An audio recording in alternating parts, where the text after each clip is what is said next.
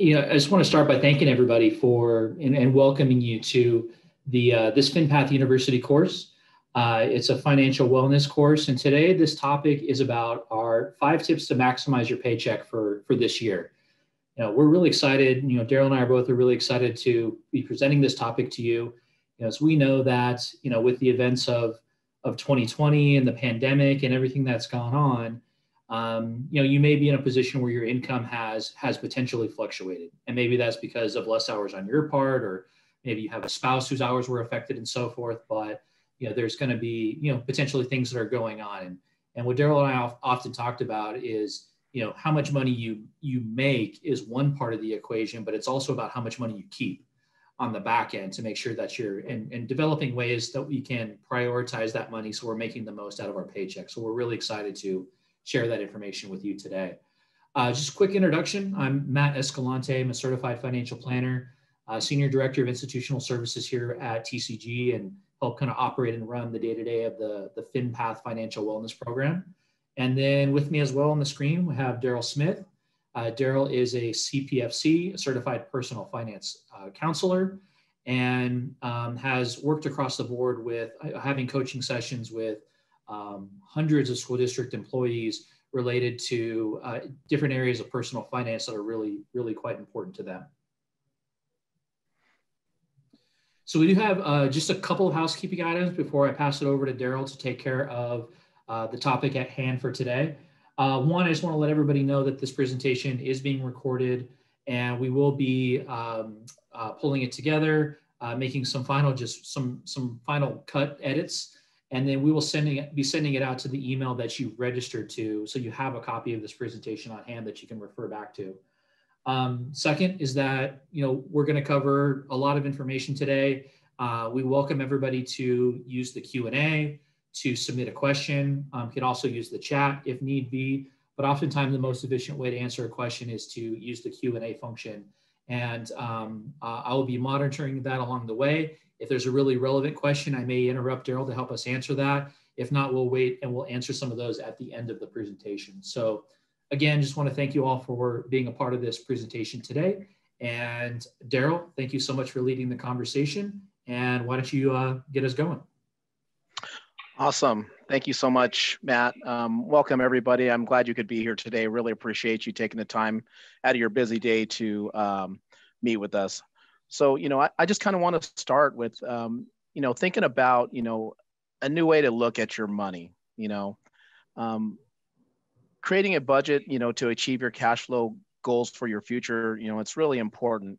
It's never too early or too late to organize a budget that can help you towards identifying cash flow and a promising, financial future. One thing I just want to say is, budgeting can be a very eye-opening experience, and it's a really, really great way to identify potential cash flow that can help you with your future financial goals. Financial freedom, you want to forget future money. You want to use today's money to write your own future. Think about having financial freedom and what that means in your life. And we'll talk about those things today. And then also, live the life you want. What do you want your money to do for you? You have money, have your money work for you, break out of that cycle of living paycheck to paycheck. I want you to challenge yourself to change your thinking. Stress can really, really wreak havoc on what you're doing. Stress is caused by, you can ask some questions, can I and should I do this? Instead, you might want to think about, what do I want my money to do for me?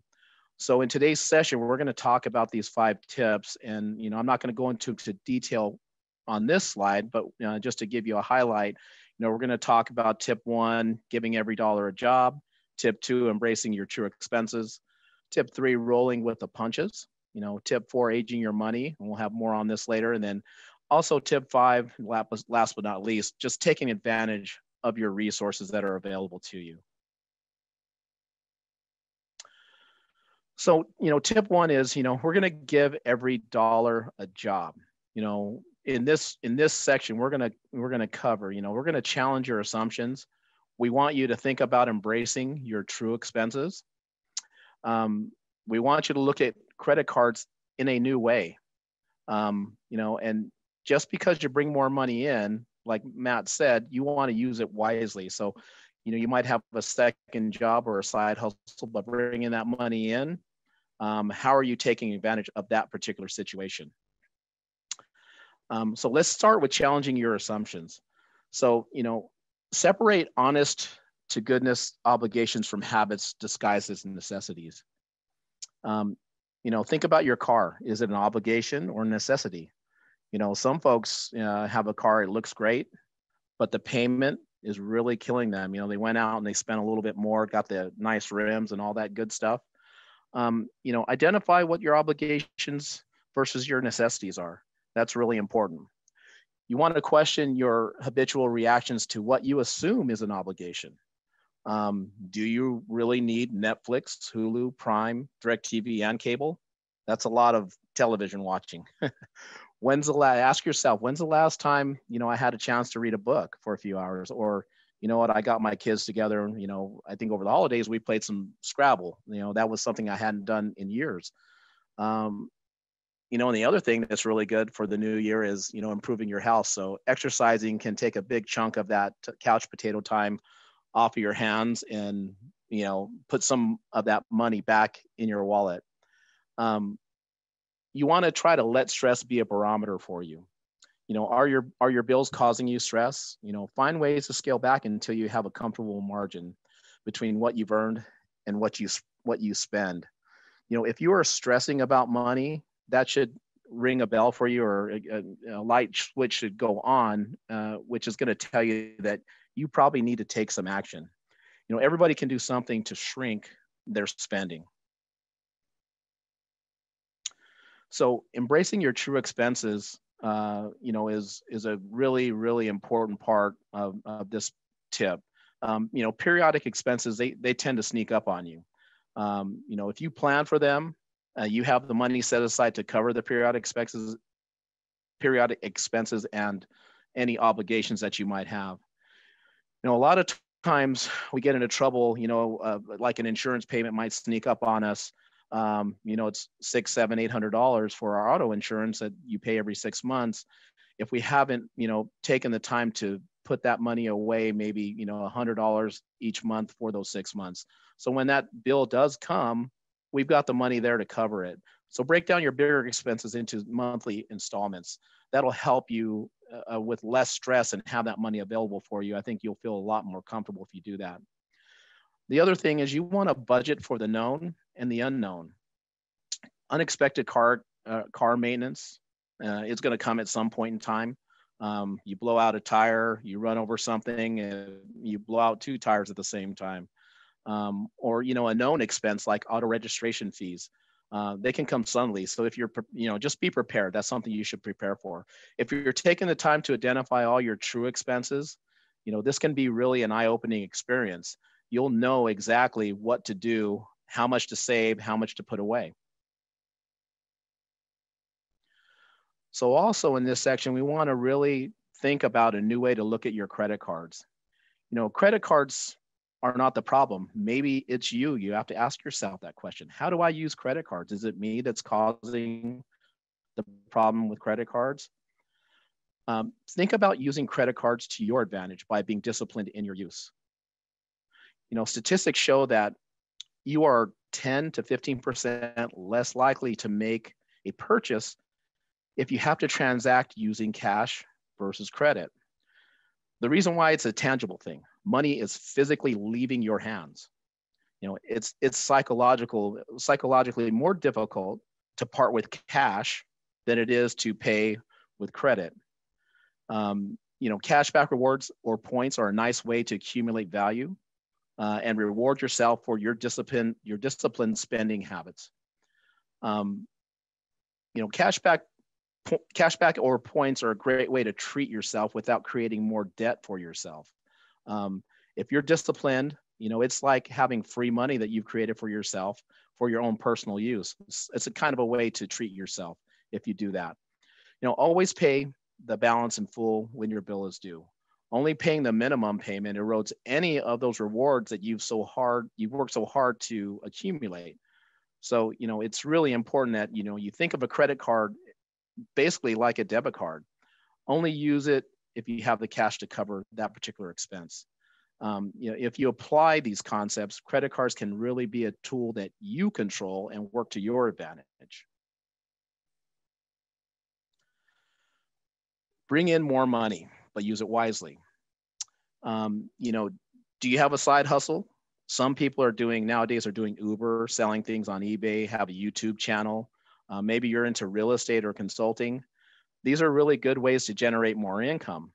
Now, with that income comes some responsibility. So, it doesn't necessarily going to equate to you to have less financial stress bringing in more income if you don't take advantage of that income that you brought in. So you want to avoid the big spending sprees, getting a bigger house, apartment, a faster, more shiny car, any of those things. Avoid keeping up with the Joneses. The cost of your lifestyle can rise in tandem with your income. A lot of people tend to live that way. If you want to really think about it, I was already, being successful living at this income level. Now I've got this extra income. How can I use that to my advantage? How do you combat that keeping up with the Joneses paradox? Well, ask yourself this question with every expense. Is it something, do I want it? Do I deserve it? Or do I actually need it? That's a key question. If you can ask yourself those questions and be honest with yourself with those answers, it will really help you in deciding whether to make a purchase or not. An increase in income is an automatic increase in cash flow. Don't waste this opportunity to pay down debt, save for your retirement, or even your children's future. This is a great way to do that without affecting your current lifestyle. Yeah, there's a saying, Daryl, that to kind of piggyback on that, Daryl, that kind of rings true, and it's kind of eye-opening. People will say that, oftentimes we spend money that we don't have on things that we don't need to impress people we don't really like. And and it kind of rings, it's a different way to look at that, keeping up with the Joneses and what that all really means, and kind of reflecting on back on, have we purchased things, have we lived up to that? And can we make adjustments so that we don't put ourselves in that position going forward? Yeah, that's a really great point, Matt. So tip 2, embrace your true expenses. And this tip is kind of a more focused redo of tip 1. So we're going to talk a little bit about that, and also dreaming big and acting small, and then talk a little bit about emergency funds. Is that really necessary? And we'll talk a little bit about that in a couple slides. So, tip 2 is a redo of tip 1. Tip 2 is actually tip 1 with more focus, as I said on the previous slide. After your immediate obligations are funded, go down your priority list. Target the infrequent bills that tend to blindside you. Again, I talked a little bit about auto insurance, but insurance premiums, HOA dues that come once a year, auto registration, even something as simple as an Amazon subscription. That's, I think mine is $120 a year. So that's something that I only pay once, but sometimes it just sneaks up on me. I was like, oh, I've got to pay that this month. How do I take care of that? If tip 2 is really utilized correctly, you'll begin to see an increase in the amount of money that you actually save or have on hand. Your stress levels will begin to lower in correlation with the amount of money that you have set aside for the long-term spending targets. When you have the discipline to set that money aside for those infrequent bills, you'll realize you don't have to worry. And, that less worry equals less stress. They just go hand in hand. So dream big and act small. You want to build dreams in small doses. You want to pace yourself, think of the long-term picture. This vision will make you see the big picture and be hyper aware of all your expenses. Don't get really emotional about things. If your bills are consuming you, attack them as fairly as possible. What bills specifically are constantly on your mind? Those are the ones that you want to attack and move those out of the way, clear that hurdle. Make sure you're strategizing your spending. Ask yourself this question. This is a really important question. Does this move me closer to my goals? If not, can you internally accept the spending trade-off to your future goals? This point is really crucial. Does the transaction that you're contemplating move you closer to your goals? Are the trade-offs worth the new sacrifice? And I go back to this example. I bought a new sporty vehicle. I love it. It's great, looks good. I impress my neighbors, but my payments are so high that I'm now having issues with my other expenses. Now they're difficult to cover. So those are things that you just really, really want to think about. Next part here, we're going to talk a little bit about, no more emergency funds. We say that in a question format because, if you truly embrace your expenses and you really know what you have to cover, fewer of them will feel like emergencies because you've already put that money away. If you are saving the bulk of your cash for an emergency, try assigning part of that lump sum to future months' expenses. By using this strategy, you're less likely to use it for something that's not a priority. A good example of this is, we all have folks in our lives. We have birthdays that we got to buy for, and these other, things that come up. The latest game that came out, or maybe we want to go out for a date or something that is really important to us. But if you know the specific dollars are for, say, an upcoming medical procedure, you're less likely to use it, for a birthday present or other unaccounted expense. So those are just things to keep in mind. Our next tip is rolling with the punches. And this is a really, really important concept. We're going to cover accountability in your real life. We want you to make sure you're thinking about being honest with yourself. Think about your life, your values, and your priorities. And then the last part is, the family that budgets together. And that seems like an easy concept, but it for a lot of people, it's a discussion that hasn't been had in many families. So accountability in real life. If you take anything away from this presentation, remember this slide. This is the most important rule of them all. If you cannot be honest with yourself, you'll continue to find it difficult to break the cycle. You're going to fail to create cash flow, and that's going to lead to you not making your goals. Accountability is dealing with the truth of every decision that you make. A good example of this is if you've overspent on eating out and you need to take some of that money from a different priority, like say vacation, that's accountability. You have the discipline to adjust for the overspending. Ask yourself, do I have that discipline? If you do, you're going to adjust and you're going to be just fine. And next month, you're going to be back on course. Now, I realize it's impossible to be accountable for every single line item on your budget, simply because it's just not reality. You can't, define every cup of coffee that you get at Starbucks, but, you are definitely accountable to the bottom line. The money in part is simple. We know how much we get paid. We know how much money we get from our checks, but the money out really, really needs to be your focus. You need to focus on what is leaving your hands, what is leaving your wallet, what's going out on your credit card. This type of big picture thinking will keep you budgeting and moving closer to your goals, which means you're succeeding in meeting your cash flow goals. Let's talk about being honest with yourself. Being self-aware of the spending patterns that you're establishing is really important. If you have your budget in place and you are consistently adjusting one category because you're overspending in one area, most likely, more likely than not, you're not being very honest with yourself in that particular budget line item. It's okay to make adjustments to that and just know and understand that, hey, this is a problem area for me, and just, I need to make sure that I focus on this area. Have the financial discipline to understand when these types of changes need to happen. So think about your life and your values and your priorities. What are your top priorities? When a big unexpected hit occurs, what will change or has to change? What's non-negotiable? A good example of this is, say it's the middle of the summer and your car needs the AC replaced. Do you fix it and stop funding other parts of your budget? Are you able to pivot and sacrifice maybe eating out for a month or two to make up for the difference.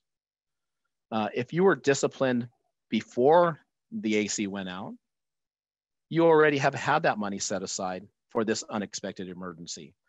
So this is where that stress level or being prepared or being a good planner and being disciplined comes in handy. It's really, really important to understand and know that unanticipated circumstances are going to happen. It's just a matter of what effect they'll have on your priorities that you've already set, and how do you react to those particular priorities. So the family that budgets together, usually it stays together, but this is really an important goal that you should have for your family. What are your most important values? Usually, family comes first for everybody.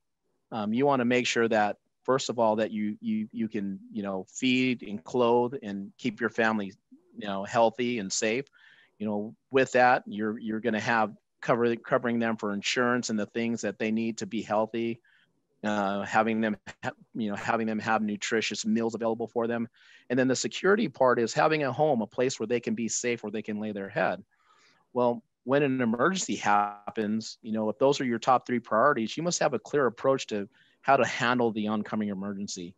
Again, if you've been disciplined up to this point, you may have put money away already and you're able to handle this emergency very easily.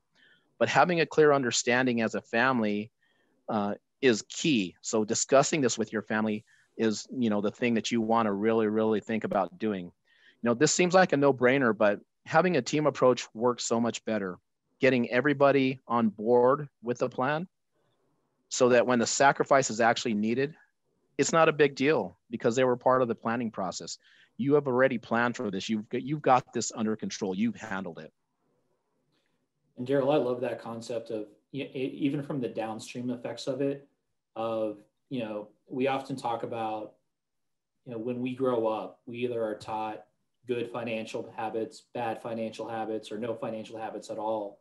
So, if you're the family that budgets together and you can get your kids involved somehow, I'm not necessarily saying that they're going to be decision makers in the process, but I know that in my house, I'm constantly walking around turning off lights. So like if I could have my kids kind of have some vision and some responsibility of what does our electric bill line item kind of look like, and and kids, they learn from what we do, and if they can see that we're going through that process of meeting as a family, whether, again, don't give them the details, but maybe give them responsibility for one item, is then we're that trickle down effect or that legacy effect of providing a good financial habit for the next generation, which is something I think we all strive for and hope for. Yeah, that's a really, really good point. I mean, kids are sponges. They emulate their atmosphere. They learn from what they see. So if we're setting good examples and we're turning off the lights, or maybe we even try to make it fun. Hey, if you can if I see you, if I left on a light and you catch me, that's a quarter for you for every time I turn off a light. Just make it a game, make it fun, keep everybody involved. So in this section, tip 4, we're going to talk about aging your money. The older the money, the better. We'll explain that here in a minute. And then, amazing things happen when you take a step back. So the older, the better. What does that mean? Well, simply put, higher savings will absolutely lead to less financial stress now and in the future. Saving your money will not only increase your cash, you'll be able to relieve stress when that big unexpected financial burden hits.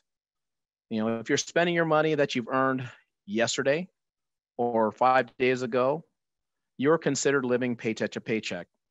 We consider this to be surviving. That's not thriving. Thriving is what you want to strive for. You're striving to get to a certain point, but right now you're just surviving if you're living paycheck to paycheck, or you're spending today's money on today's bills. You want to spend your money from 30 days ago on today's bills. That means you've got 30 days of money available to you to hit any emergency that happens, or to fund any retirement or savings for your children's education, or any of the goals that you may have wanted to achieve.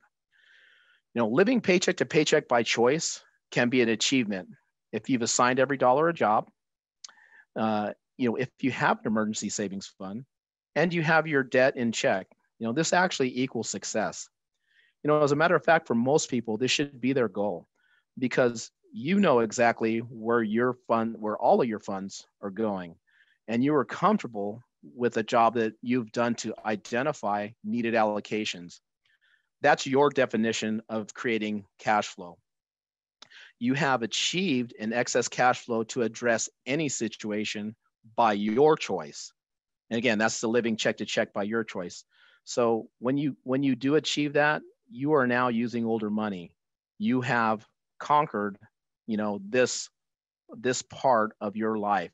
You have this. You're on your way to financial success. One of the things that I want to say, and this is all good, and it's like it takes some discipline, but amazing things happen when you take a step back. Over concentrating on one aspect of your finances, can lead you to lose focus on others that require that attention. A good example of this is if you're still stressed out about, say, your credit card debt, you might lose sight of your financial goals and dreams that you may have been planning for, just because you're so focused on one particular thing. If you are living paycheck to paycheck, again, you are just surviving at that point and not having time to breathe and really look at the bigger picture. No one is telling you not to live life. Moderation is really the key. Let me give you an example. If you spend $10 a day on eating out for lunch, well, that's about $200 a month. You don't have to stop eating out, but consider a 25% reduction in the amount of dining out for lunch that you do. If you do that small adjustment, that creates a $50 of cash flow per month. You still get to eat out for lunch, just a little bit less, but now you've created $50 of cash flow to use efficiently toward whatever the goal is that you're wanting to achieve. A good goal is to achieve a small win. Small sacrifices like paying off the smallest balance on a credit card. These are easy things to do, but can really relieve a lot of stress, especially if you have 3 or 4 credit cards you're trying to pay off. So conquering one of these at a time can really, really help you. And this is going to also help you create the cash flow that you can use towards attacking other debt or whatever your other priorities might be. So tip 5 here is taking advantage of your resources. FinPath Wellness is a great resource that we're going to talk about here in a second.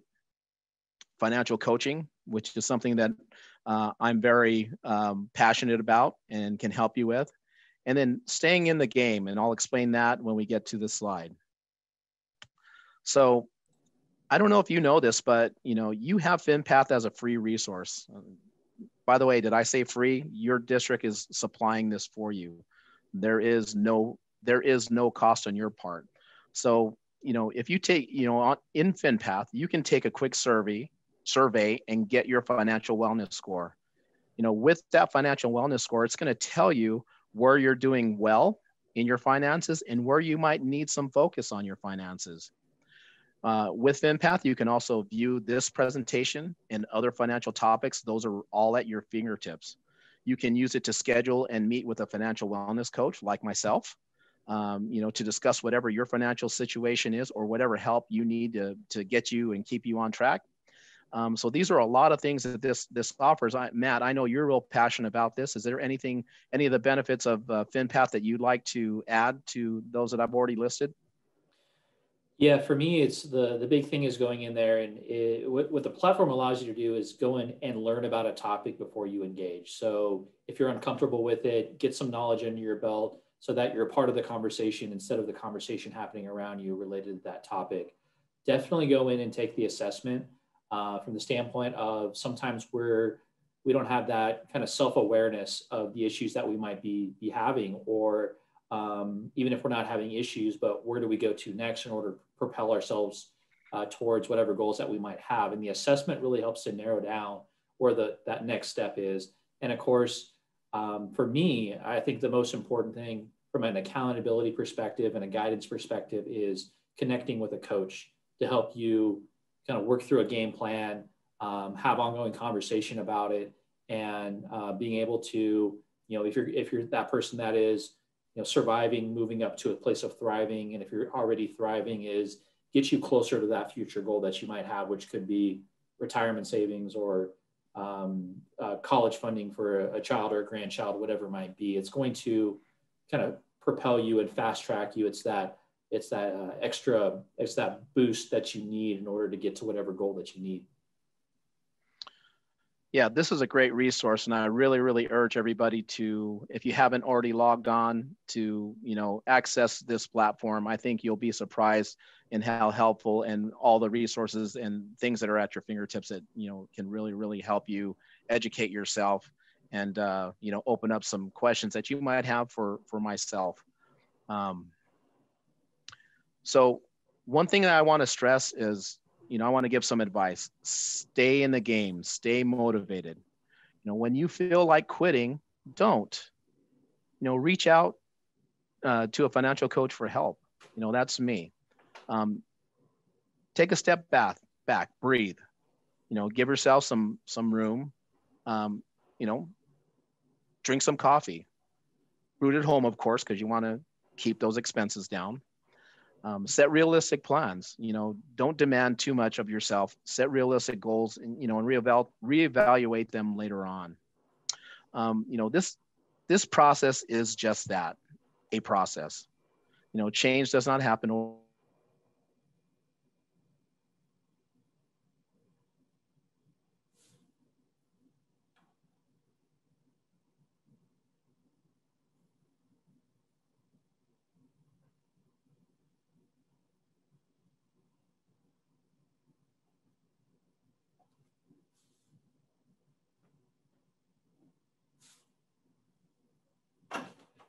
I just lost all power.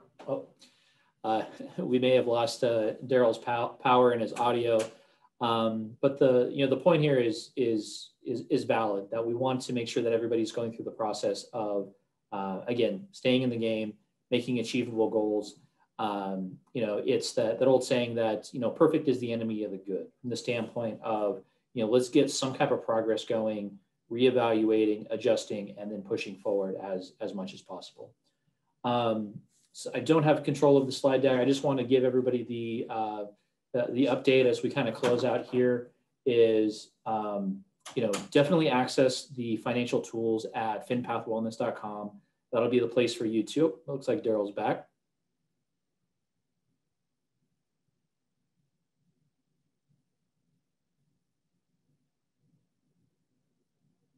Daryl, are you able to change the slides?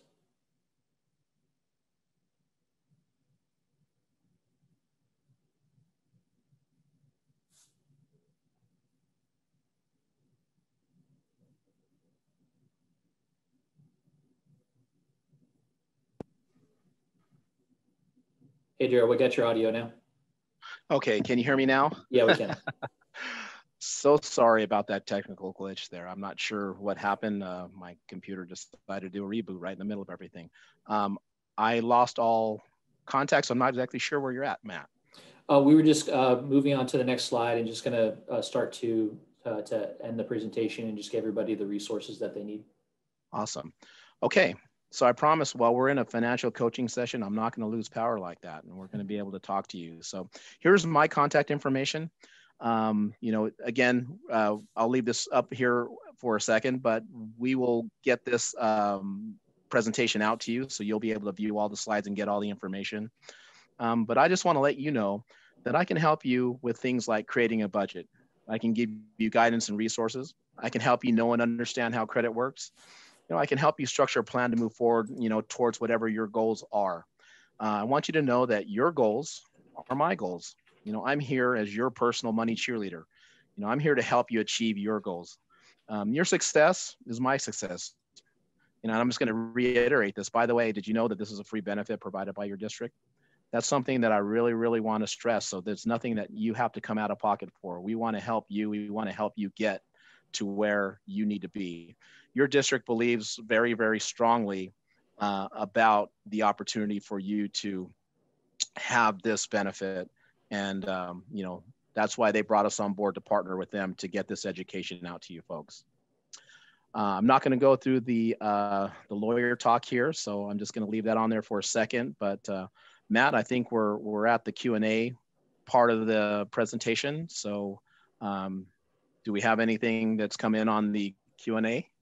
Yeah, I was able to answer some of the questions as they came in as we were going through the presentation. We do have a couple of, there's one question on here just related to percentages, Daryl, that I'll throw your way. It says, what percentage of each check do you recommend to have in savings? And then what percentages should go towards monthly bills, goals, all that kind of stuff? Is there a way that we should be prioritizing that? So the way that, I want to look at it is I coach you and you give you some examples of, what you should be doing is we want to look at your situation individually and make sure we understand, what your priorities are. We talked about, your family being in a secure location, you're being able to feed your family, keep your family healthy. Those are the basic goals and necessities or expenses that need to be covered. So your housing, your health insurance, and those types of things. So we're going to want to prioritize those first, but then we're going to go down a list of all your expenses and say, okay, what is it that, we really call a priority? Once you figure out what those priorities are and what you can maybe scale back or even delete from your expenses, then you can kind of get a better example, or we can get a better example of, what it is, how much money you should be putting aside for savings. Because if you're not to a point where, say, for example, you have a high credit card balance, and with that balance, you have a high interest rate. Well, you could really be hemorrhaging, fees for that particular credit card, which is a detriment to your overall goals. So we would maybe want to attack that credit card versus maybe trying to put monies in in other situations for other expenses. So it's kind of like one of those, like, let's sit down together and talk about that and identify what the priorities are. And then we can attack what percentages to go to each area, as well as the future goals that you have.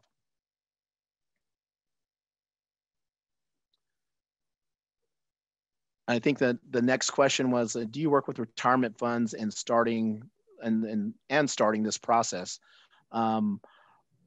As a financial coach, I'm not licensed to work with retirement funds, but I am very versed on what retirement funds are available to you for your specific employer. So that's something that I can talk to you about in general and talk to you about, what these plans are and what some basic constraints are about these plans.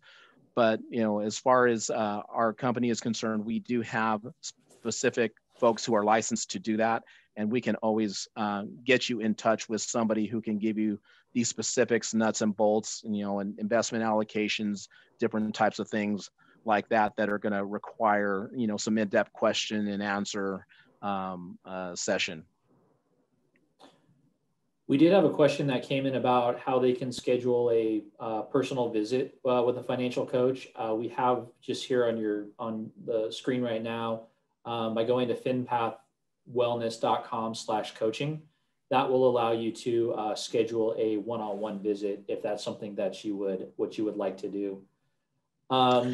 Another question that came across, it says, I'm a recent graduate, college graduate, I assume, first-year teacher. I have a few loans and wanted to know any suggestions on how to pay them off faster. Okay, great.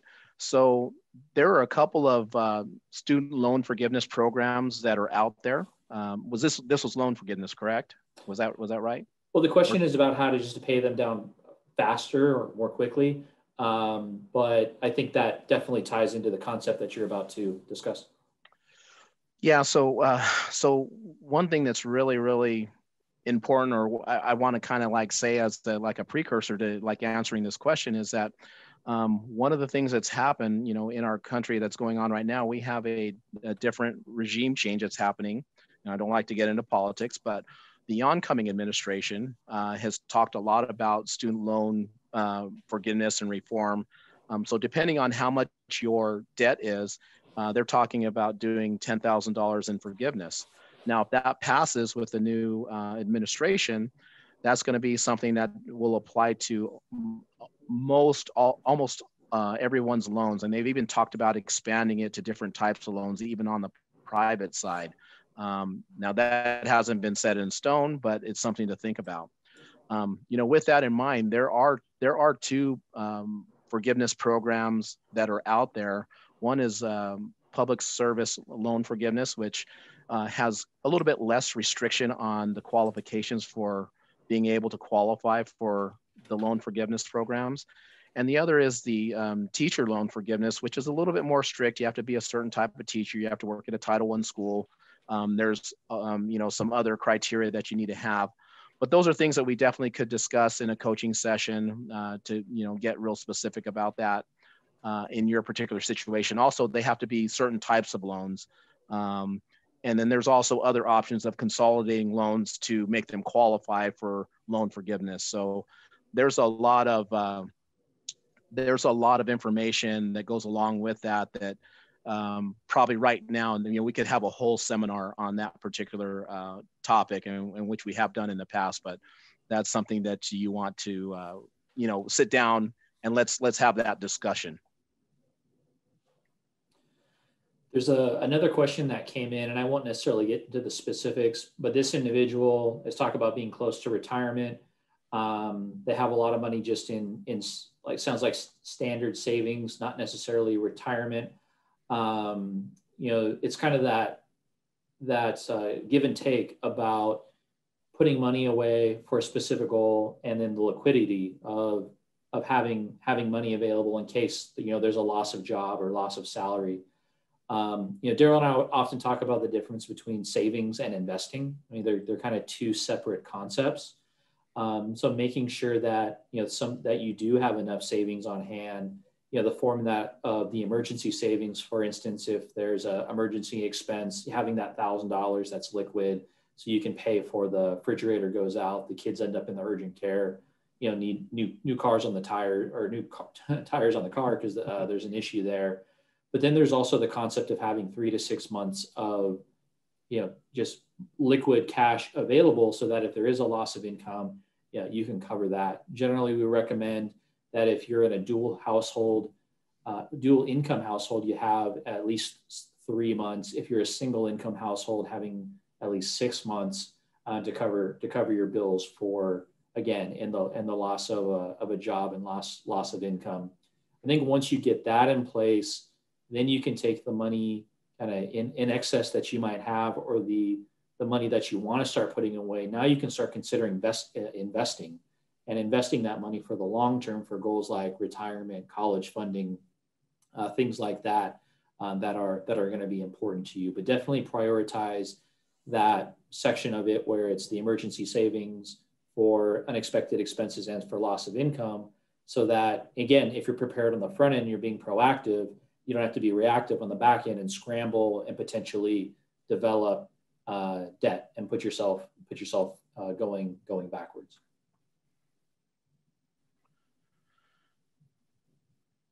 I did see something on here that I just wanted to address. It seems like somebody was having a problem getting registered with FinPath. They're saying that it seems to not be working. If you want to reach out to me with my information again, I'd be happy to help you get registered. Let me give you, here's my email address here, so you can just shoot me an email and give me your information and your phone number. We can talk, or we can chat live, and we can get that taken care of for you. Matt, any other questions that you wanted to address? Did we get all of them, or are they still coming in? One more question. How many hours or sessions do we get free with FinPath wellness counseling? And the answer is as many as you need. It's kind of depending on the situation. As again, it's a service that's provided through your employer, and that we are dedicated to helping you as many sessions as it takes to help answer the question or help find a solution to the issue that you're having. Yeah, my goal is to take you from, whatever the issue is that you're wanting to talk about and wanting to address, to get you, educated in that particular, issue that we're talking about, and to get you to a point where you feel like, okay, I'm good. I can go about this on my own. If you're with me and you're in training wheels, I want to take the training wheels off when we're done, but I'm not going to do that until you're ready to move forward. So, and you're going to find, and I found along the way, that a lot of the things that we're addressing as the initial issue tend to tie into other financial issues along the way. So when we solve one issue, it kind of gives us a path to tackle another issue, and then so on and so on and so on. So until we get you to a point where you're comfortable and you're ready to go, and we've got you maybe out of that just paycheck to paycheck, surviving, and where you've created some cash flow and you're now thriving, we're going to send you on your way at that point in time. But, like Matt said, as many sessions as it takes. Yeah, and the hours for that are, generally Monday through Friday, 8 to 5. Generally, there may be some other sessions available, but once you're on the finpathwellness.com/coaching, you will see, everything that you need to see. You'll see all the dates that are available and all the times are available, and of course you can choose the one that's going to be the most convenient for you. Oh, sorry, went too far. There we go. Yeah. So, and if the hours that are available do not meet your needs, please reach out to me by email. I'll be happy to work with you. If we have to meet at 6 o'clock, or maybe you want your spouse to be a part of that meeting, I'd be happy to meet with both of you to talk to you about whatever your issues that you're wanting to solve are. It's always, again, the family that budgets together stays together. But that's a good way to keep that information flowing and to keep each other on the same page.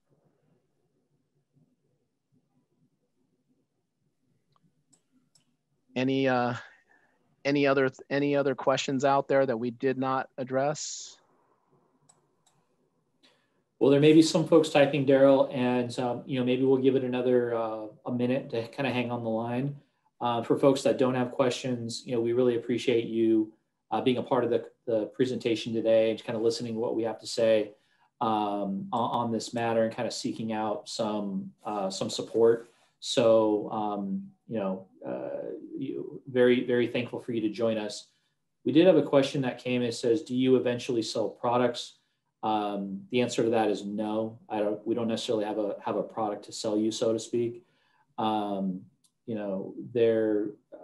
There's any of the recommendations that we're making. We are a fiduciary from that standpoint, in terms of, definitely holding the recommendations that we have for individuals to the highest regard. We don't sell insurance. So I just don't have anything that I can necessarily sell you. If it's a retirement plan question, then we can definitely refer you back to the retirement plans that are available through your employer as an option. But I don't have necessarily any products to sell you. I've got some old set of tires if anybody's interested.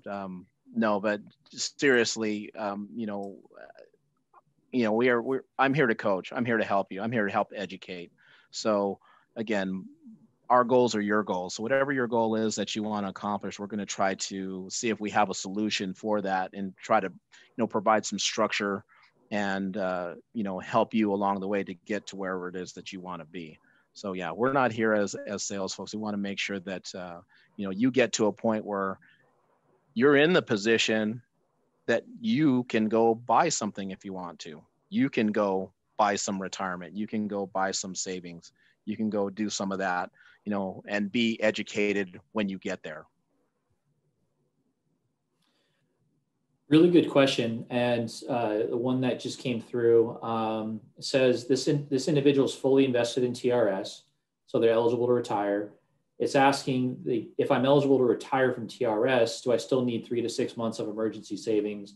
I plan to retire and draw from TRS for income if an emergency happens and I can't work. So, a couple of variables into that question is, if you're somebody that is, eligible, is definitely eligible to retire, meaning that you met the rule of 80. If you're tier 3 and 4, if you're minimum age of 60, if you're tier 5 and 6, minimum age of 62, so like you're truly eligible to retire, then it does kind of pose that question of, I'm so close, and I was going to retire in the next year or two anyway. Is, yeah, that may be a strategy that you can deploy, is not having that savings on hand. I don't think it's necessarily the best strategy, but it does present you, let's just say it presents you an additional option to get income. I don't think you want to be forced to have to make that decision. But if you're fully vested and you're somebody that is in your 40s or something like that, you should plan on definitely having some emergency savings on hand, because at that point you're not necessarily eligible to retire if something happens, to where this does become a point of consideration. Again, if you're retirement eligible, not just vested, but retirement eligible. Again, I would definitely recommend having the 3 to 6 months on hand. You don't want it, because again, if you're eligible, but you're retiring a year or 2 or 3 shorter than you wanted to, just remember you're affecting your retirement income for the rest of your life. Because for every year of service that you work in the system, you're increasing your retirement income by 2.3%. So if all of a sudden you're missing 2 years because you're eligible, but you got sick or injured and you couldn't go back to work, is now you're decreasing your future income as a retiree by 2 years at 4.6% compared to what it could have been. So just think about the impact that's going to have, again, for a payment that you're going to get for the rest of your life that does not have a cost of living adjustment already built into it. Right. That was just one thing I was going to add, Matt. Your TRS pension does not have a cost of living adjustment. So you might qualify for an amount that you feel like you're going to be comfortable with at today's rates or today's cost of living. But as you move on, we all know that gas gets more expensive, housing gets more expensive, food gets more expensive, and those costs go up over time. Unfortunately, TRS does not go up over time. And just to give you a quick snippet of how your TRS is calculated, if you're somebody who has 30 years of service and you use that 2.3% that Matt was talking about, the multiplier that everybody that's assigned to everybody, that's going to give you about 69% of your highest average salary, either 3 or 5 years. So it can be, right off the bat when you were working, whatever your highest salary was, and then you go your first paycheck into retirement, it is automatically a 31% decrease in salary. If you take that 2.3, multiply it by 30, that gives you 69%. That's where I'm getting the 31% decrease. So you can really, really affect, you have to really, really be cautious and careful about what that payment's going to be. And then just to top it off with, there is no cost of living increase. Now, if you have other things like 401ks, 457s, IRAs, and these other things, then you may be okay. You may be able to handle or absorb that 31% decrease.